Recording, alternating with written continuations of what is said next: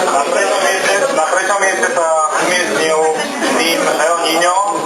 Poprosím zástupcu.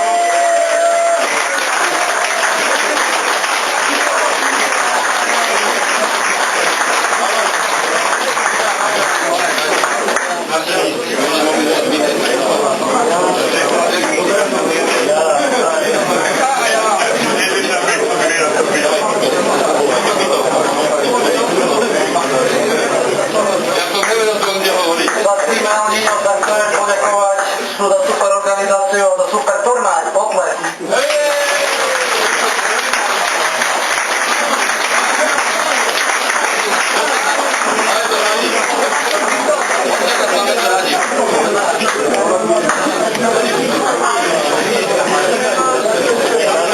Na druhom mieste sa umiestnil tým červeno-čierny Rossoneri.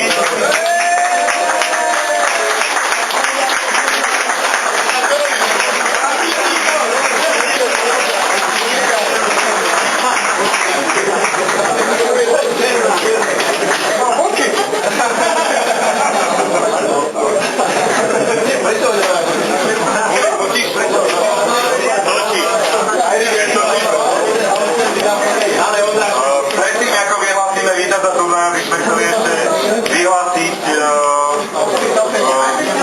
jedno ocenenie za najlepšieho strelca turnaja.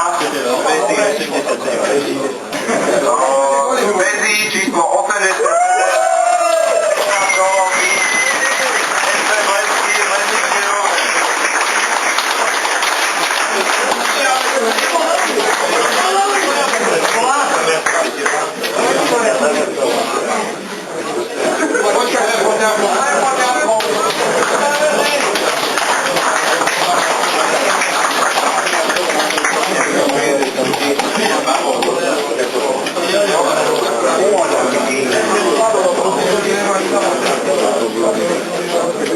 Ako najlepšieho brankára by sme chceli vyhodnotiť, vyhlásiť Rostexa.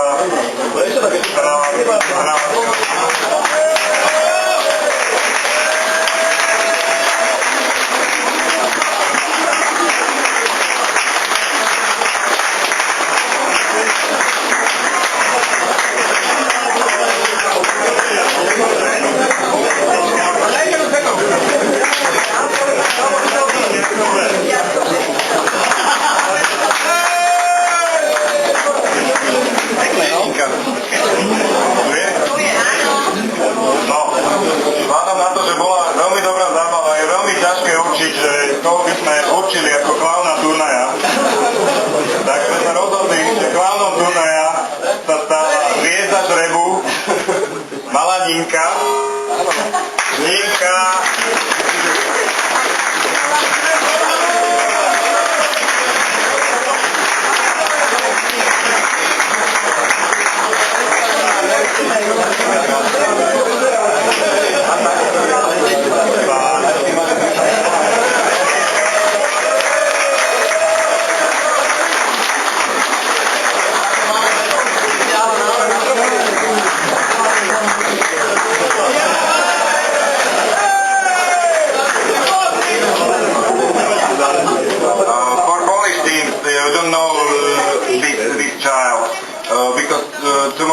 Yesterday evening was the tournament draw, and the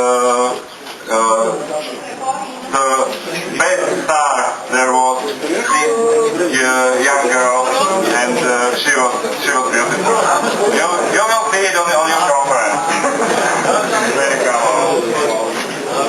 Takže na záver by som vyhlásil víťazov turnaja, ktorých poprosím, aby prišli všetci, nielen kapitán.